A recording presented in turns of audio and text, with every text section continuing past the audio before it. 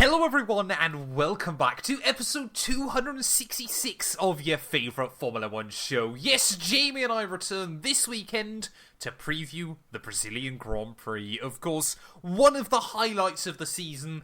Last year it saw arguably the last dramatic twist of the World Championship. It also saw Alpine, Pierre Gasly and Esteban Ocon get their last podiums to date in Formula 1. And it's one that we definitely look forward to, isn't it, Jamie? It is. It definitely is, especially when there's a bit of weather in the mix, which it looks like there could be this weekend in Brazil. So, yes, I'm very excited. As you said, last year we saw one of the greatest driver performances of all time from Max Verstappen.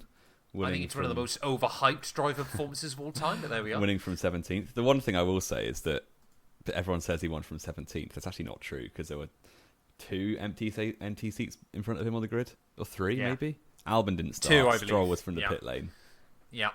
Obviously, his teammate and two V-carbs, which didn't really count.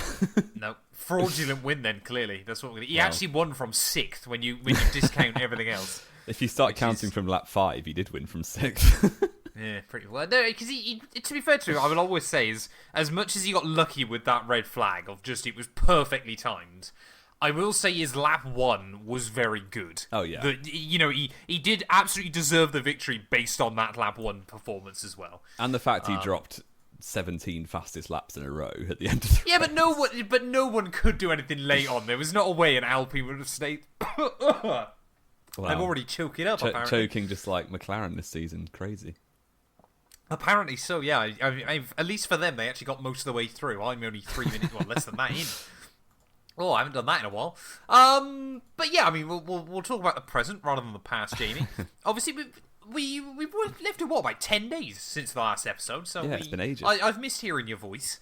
But we kind of said, obviously, again, when Jamie and I kind of plan these things, we kind of said, obviously, if something crops up between last week's episode and now, then obviously we do an extra show.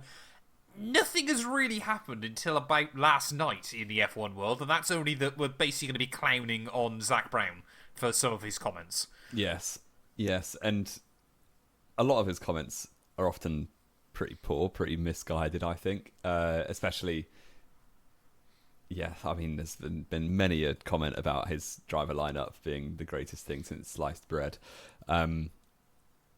He's basically come out and said last night that he would rather Max Verstappen win the championship, the Drivers' Championship, than McLaren start playing favourites with their drivers, which I think is absolutely ridiculous, personally. I don't know about you. Well, he's basically said if they end up in a scenario like 2007, which for those of you that don't know, Fernando Alonso and Lewis Hamilton at McLaren, alongside Kimi Raikkonen at Ferrari, all had a shot at the World Championship in that final race. McLaren should have got it sorted out earlier. Yep. But then Raikkonen managed to sneak it from underneath the pair of them. Which really, actually, Jamie, when you watch that race back, what they should have done is blown up Fernando Alonso's car on the final lap, so Hamilton got the extra point he needed. What, McLaren should have done that? Yes. I guess they already knew Alonso was leaving by then, didn't they? So exactly. Maybe they should have done. But I can ironically, understand not wanting to do it earlier on in the race in case then Raikkonen broke down and then suddenly Fernando can win a world championship. Ironically, McLaren are talking about playing fair and doing all this. Raikkonen only won that race in Brazil because Ferrari didn't play fair. Didn't play fair, and they made Massa have a terrible strategy to get Raikkonen into first because Massa was leading that race. He was always very good at Interlagos. He was. But because he wasn't in the World Championship... He basically was the anti-Rubens Barrichello. Exactly. Oh, he won 06. Rubens, he was always good at Interlagos, just incredibly unlucky. True. But Massa won in 06. He should have won in 07. He did win in 08. Yep. Didn't race in 09. And then but he did wave the checkered flag. He did. I think he got a few more podiums, didn't he? In 10 and 12, if I remember rightly. No, not 2010. No. No, I was going to say, I don't think he did, if I remember off the top of my head. But anyway, yeah. McLaren in 2025. The most important, lucrative thing. I know everyone says in terms of money it is to constructors, which is true. But it's the bit the teams care about, of course, but nobody else ever remembers. Exactly. And when you got the billboards for F1 in 2026, the centre of the billboard is going to be the Drivers' Champion. And you have to do all you can to make that one of your drivers. Yep. And I get at the moment, because there's 1 point between the McLarens and there's 35 points back to Max Verstappen. Yep. I get they're not doing it yet. I absolutely get that because the McLaren drivers are too close to make it cool. If you get to Abu Dhabi and, I don't know, hypothetically, Norris is 12 points ahead of Piastri and 20 points ahead of Verstappen, at that point you have to favour Lando Norris, I think. Because if you let them race and they end up crashing, then Max Verstappen could easily sneak the championship away, and you should not be losing it from that position. No, and I know we've talked about this before, obviously, if we were Zach Brown. My whole thing would be, make sure, again, it kind of depends on where the car performance is at against Red Bull, because Red Bull have made a very good resurgence of form more recently. Laurent Mekies has kind of turned that car around a bit. You know, they've found new setup direction. Even Yuki in the second car has been a lot more competitive. I would say this weekend, and if I was Zach Brown, I'd sit them both down and go, this weekend in Vegas, obviously, because Vegas could be absolutely bizarre, you guys are here to play the team game. The goal is to get to Qatar, where basically, or even, I guess even it would have to be after Qatar, wouldn't it? Because obviously, again, it's a sprint weekend, so there's more points available. I would say we need to get to Qatar with Max Verstappen basically out of the World Championship. Yeah. You two are playing the team game these next 2 weekends after Vegas. Obviously, if you know, say for example they bag a 1-2 this weekend, they bag a 1-2 in Vegas, it's done. Which honestly I don't think is going to happen. But suddenly, then obviously, if that works out perfectly and they've had a win in the second place each, that means they've pulled out 17 points over Verstappen over those 2 weekends, which then means Verstappen's over 50 back. You then say the gloves can come off in Qatar and Abu Dhabi, but you have to play the team game first, and then as soon as Max.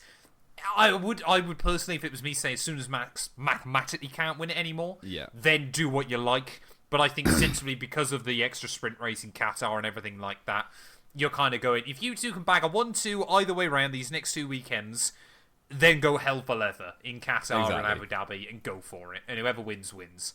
Up to that point, your goal is make sure Max Verstappen cannot win. Exactly. And to be honest, I've been growing more less and less confident about Red Bull and Max No, Verstappen. hang on a minute. You were really confident after No, US I know. a couple of It's weeks just a ago. feeling I've got. I don't know what it is. You know, like Frentzen. I mean, you won't. Obviously, neither of us were alive for the time. But Frentzen in 1999. But I am well aware. Yes. He kind of. It was very consistent throughout the season. He got this race win late doors, like 4 or 5 rounds to go, and suddenly was right in the conversation. Yep. And then there was one error at the by European Grand his Prix race at the engineer. Nürburgring. Yeah, and he was just out of the race. Obviously, cost him, I don't know, 5, 6, 8 points, however much it was. And then he's just completely out. The momentum's gone, and he's not even got a hope. I'm just really concerned that something will happen to Max in the next 2 races that will just like completely obliterate any chance. Because he's got to be pretty much perfect between now and the end of the season, I think. I mean, I've been saying this for ages. I still think Vegas will be championship deciding. And I mean, we saw it the last couple of years, haven't we? It can be an incredibly low grip surface, lap 1. I mean, you talk about hypotheticals, it could well be an Andrea Kimi Antonelli, like Austria, locks up and takes him out. But of course, it's also completely fair that you end up with another Cota sprint and the McLarens wipe each other out. Yeah. The momentum can so quickly swing in either favour, and it's something I want to make sure we do more of next year as well, obviously depending on whether we actually get a championship fight. But I really want to put more. So I don't think that's going to exactly. Baltoletto's going to win the championship. I really want to next year put more emphasis on doing like the quizzes and stuff and asking who people think is going to be champion and kind of stacking up and seeing how much that data shifts across over the course of race weekends like this. Because I mean, even just you, Jamie, it's been fascinating. Kind of going from, obviously, you know, after Zandvoort and stuff like that, obviously he's 100 points back going, yeah, it's not going to happen. So suddenly you get out of Coulter, it's like, he's actually going to do it, man, and you're going to hate it. And then you get out of Mexico, and suddenly you're like, oh, yeah, he's not going to do it again. The thing, this has been a great season for the championship. It's been, obviously, the first 3-way championship fight we've had since 2010, effectively. Yep. Probably, you could argue 2012 should have been. Have been, but it wasn't towards the end. Yeah, I just think we've been treated to a great season. I'd be a bit sad if it doesn't come down to Abu Dhabi at all. I see that as being quite unlikely because I think even if Max is in it or not, the McLaren drivers won't be 25 points apart going into Abu Dhabi. You'd hope not, wouldn't you? Unless, well, Piastri, but then again, if Oscar keeps delivering like he did in Mexico... Piastri has not won since Zandvoort. Obviously, Norris got that win in Mexico, but before that, hadn't won since Hungary. So they're not on good form, really, the two McLaren drivers. Obviously, Norris got that win in Mexico, which could go a long way. But yeah, I think George Russell and Charles Leclerc could still have some words to say as well, because they could easily get a win apiece between now and the end of the season, really. Yeah, so, again, I keep saying it. I don't know how many times I've said it. I think Mexico will be... Las Vegas even will be a great opportunity. It could be a great opportunity for Ferrari. And of course, they're basically going out with, Ferrari don't care if they finish second, third, or fourth in the constructors. They're not going to win. They do a little bit. They don't. You got to remember, even if Ferrari's F1 team is structured within the greater organisation anyway, it means even less to them. True. Because obviously they haven't got to go back to the board to get more funding or anything. Obviously, they can't go back to the board to get more funding. We have a budget cap in place. Exactly. But obviously, for Ferrari, they've always got enough money to cover it. It's not on the notes, Jamie, but have you seen, obviously, all of the British-based teams and VCARB submitted their earnings for last year? No, I didn't see that, actually. Absolutely fascinating. So Mercedes easily had the most profit. Mm-hmm. They had over $120 million in Well, profit. you know what that is, don't you? They've budgeted Hamilton's salary for the last 10 years, and then suddenly that's exactly. gone. It's not there anymore. But Mercedes had more profit than Haas had turnover. So Mercedes could operate Haas within their profit margin. That is ridiculous. Which is kind of wild. Yeah.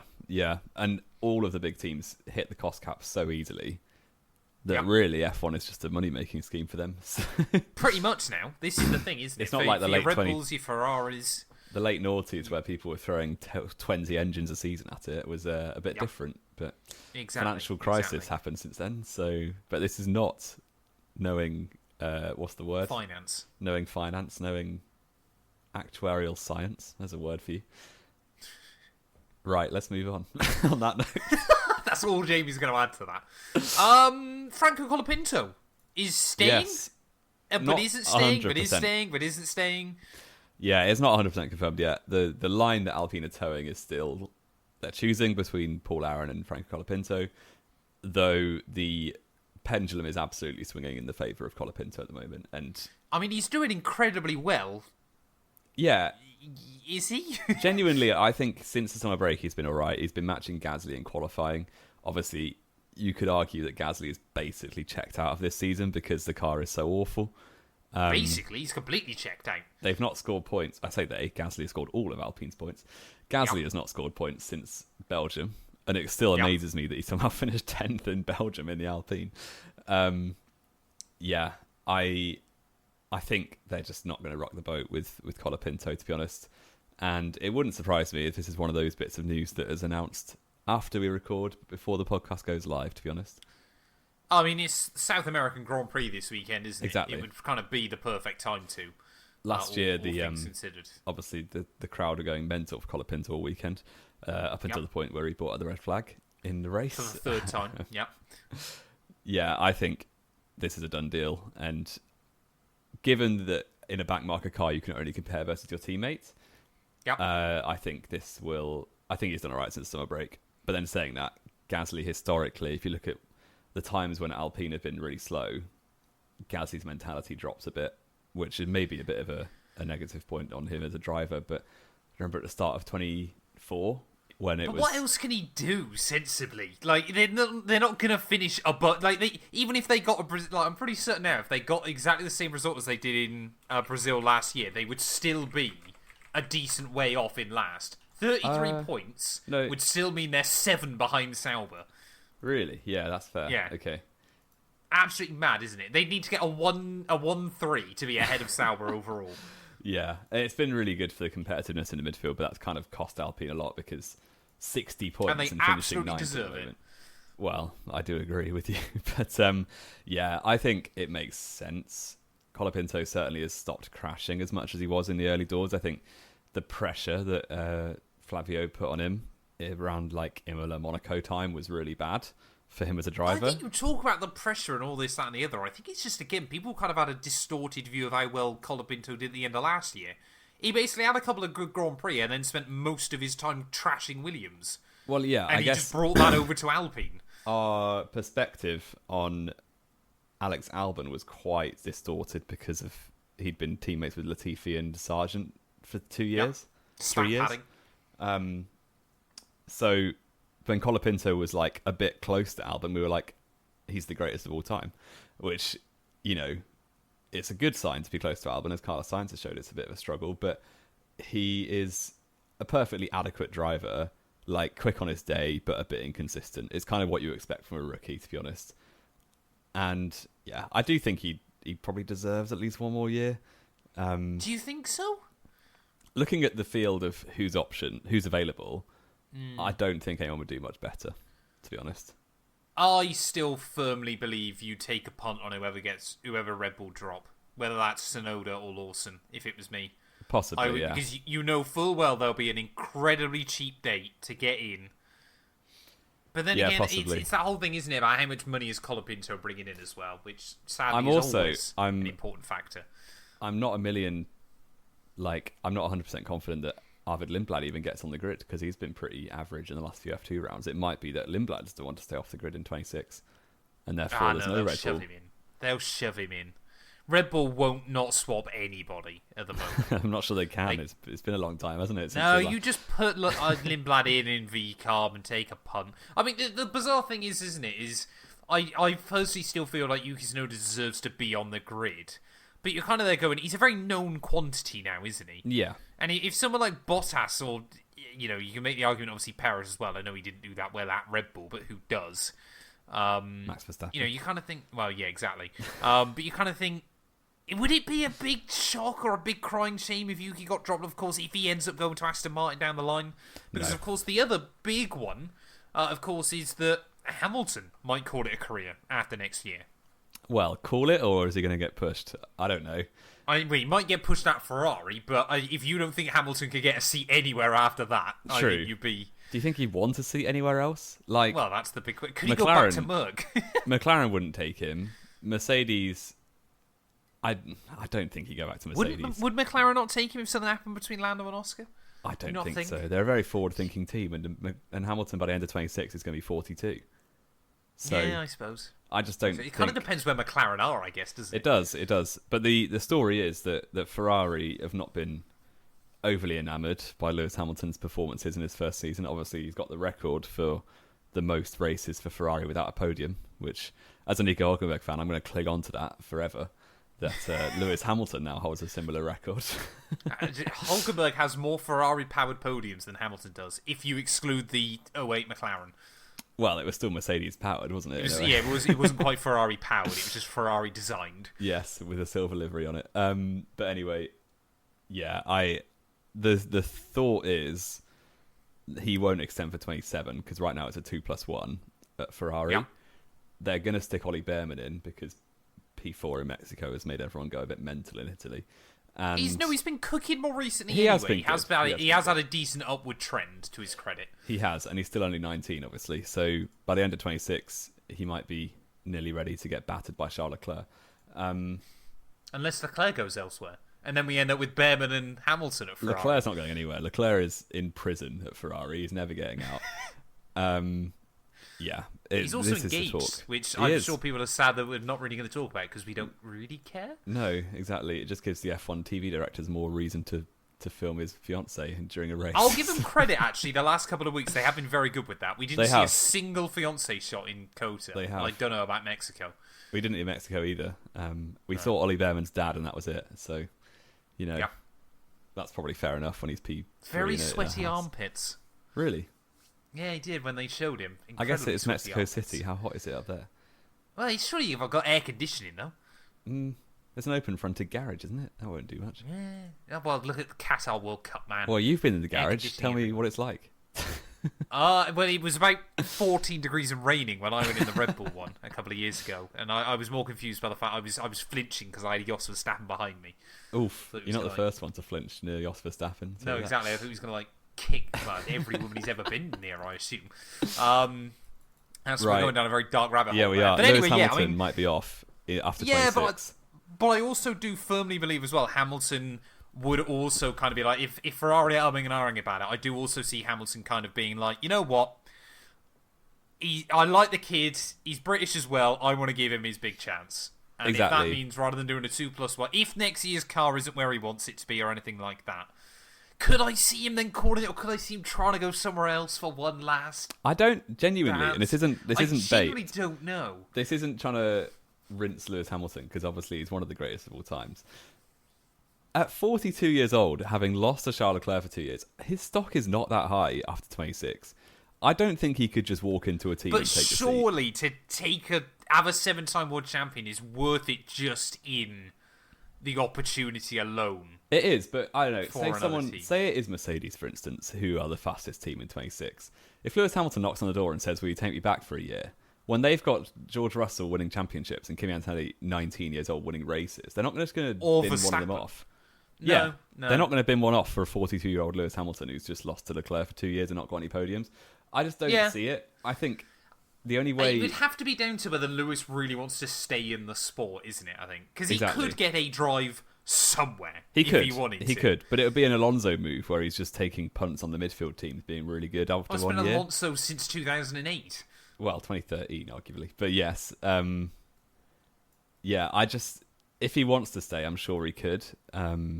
But the route to stay would be, chill at a Williams, to be honest, or something like that. So I personally could have made his debut. Could happen. Yeah, you just goes to Alpine alongside Gasly for some reason. Me.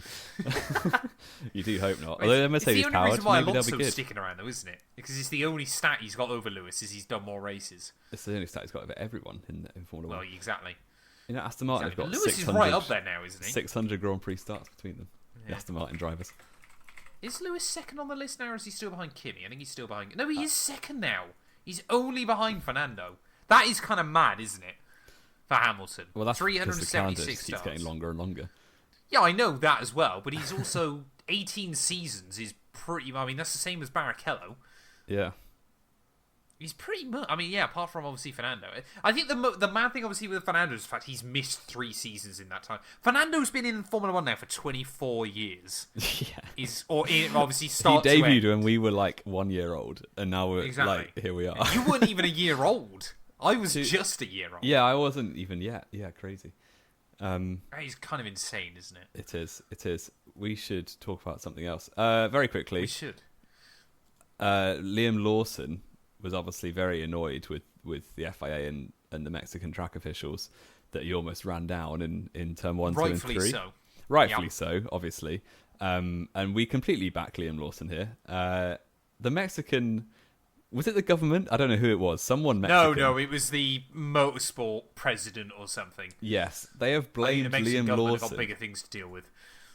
They've blamed Liam Lawson for not taking enough avoiding action, given that he almost ran people down, which is absolutely ridiculous. I would argue the fact he didn't hit them means he probably took enough avoiding action. Exactly. And I think the Mexican Motorsport Federation have still got a bee in their bonnet about when he flagged Checo Perez last year on the main straights. Probably. Yeah, gave him the bird. This is absolutely... It's not really... it's not much of a headline, but I just wanted to highlight how ridiculous it is, to be honest. It is quite bizarre. Quite bizarre. Yes. You've also put on the notes, Jamie, that something happened in NASCAR. I know nothing about this. Do you want me to give you the full story? Because it will take a while, or would you rather we just do the quiz? Because this isn't a NASCAR show. Yes. You want to do the quiz? Well, you've got a quiz for me then. I have. Because did you see that a famous former Formula 1 driver has called it quits on his racing career this last week? Jenson Button. Exactly. This weekend, Bahrain is the last ever race. It is. The 2009 world champion. Won many a race in Formula 1. 15 races, actually, which is pretty good 15 races? Your question for today is no timer. You've got as long as you want until you get one wrong. You've got to... there are... How many answers? There are 14... Is it everybody that shared a podium with him? Everyone who stood on the podium when he won. So it's slightly easier. Yes. Yeah. So you got as long as you want until you get one wrong. I'll put you on the clock eventually. Go. Okay. So... I'm trying to think about how to do this in a good order. Rubens Barrichello. That is not where I would have started, but you got it right. I'm just thinking Brawn, my friend. Trying to think. Obviously, Sebastian Vettel. Correct. Good start.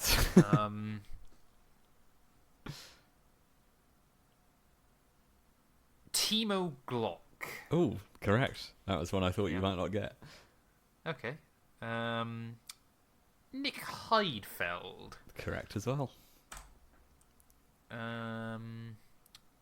Mark Webber. Indeed, that was a hideous accent. Yeah, thank you. I can't do an Australian accent. Neither can I, clearly. How many are there? Sorry, again, did you say? There are 8 more, and you've got more. 1, 2, 3, 4, 5. So there were 13 to begin with, which is a bit mad. Lewis Hamilton. In 15 that's not that many wins. for 15 wins. Yes, Lewis Hamilton is correct. Fernando Alonso. Correct.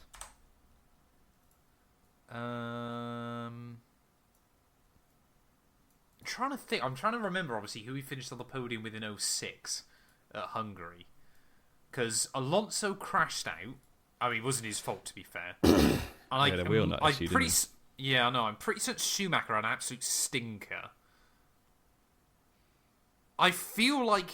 I'm not saying this as a guess. I feel like Pedro de la Rosa ended up on the podium in that race. Or did he come, like, 5th? Because I'm pretty certain Kimi also crashed out with a lapped car during that race.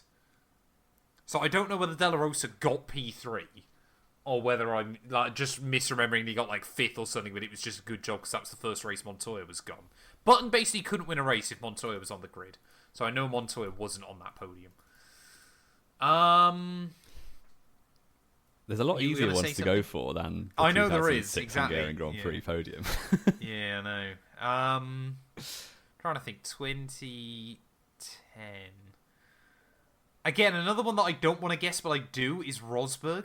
But I don't think so. He might have done. But I just don't feel like I'd ever remember Button and Rosberg on a podium together. Did I say Felipe Massa? Not yet.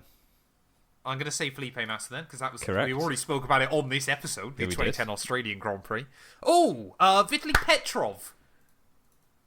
Did he finish 2nd in Australia? Or am I being... No, that was 2011. Ignore me. I'm not guessing that. Okay, well, No, there's your... You got 8, but carry on. Okay.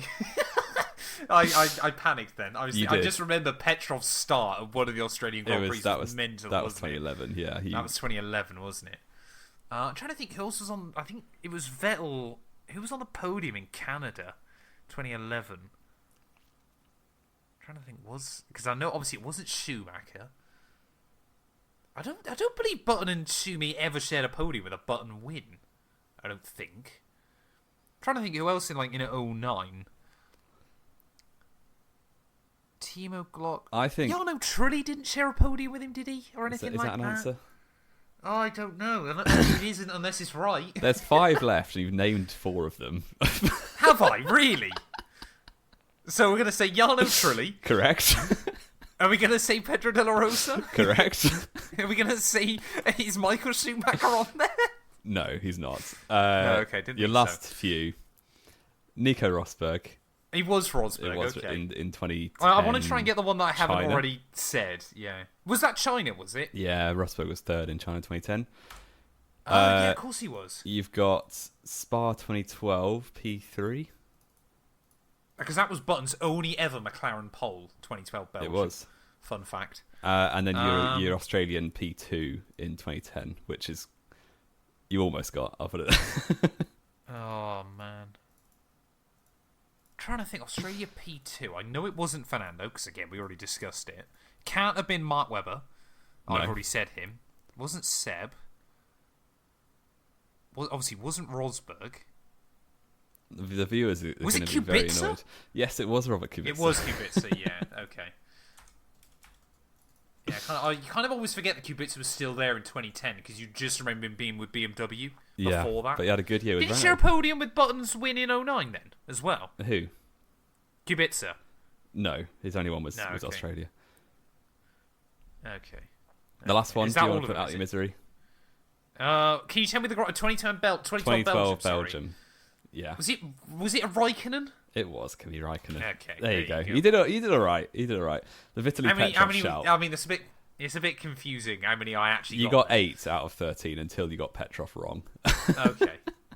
There you go. Good effort. I'll take that. Shout out to Jensen Button. What a guy. So, which one did you... Because Jamie said to me pre-show, like, you should be able to get most of them, but there was one you won't get. Was that... That was Della Rosa. I was like, there's not a chance you're remembering Della Rosa. and I immediately said to you, I was like, that'll be the only one I do get. Yeah. Because I'll remember some really obscure thing.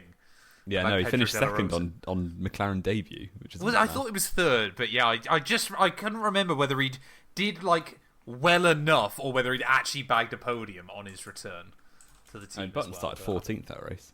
He did, yeah. Much better drive than Max in Brazil last year. Although Button also did just get lucky because all of the there was a bit of luck in there as well. Crashed Absolutely. out, basically. He won by 30 seconds from 14th on the grid.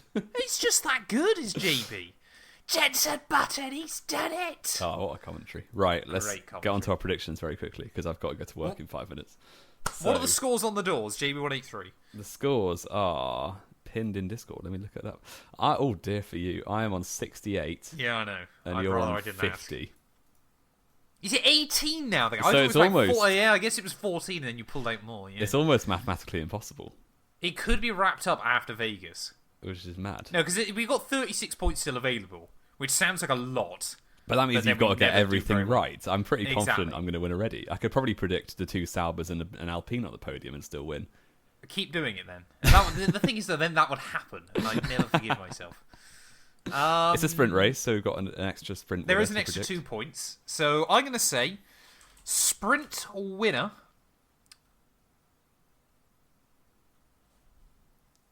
Lando Norris. I'm going to say pole position.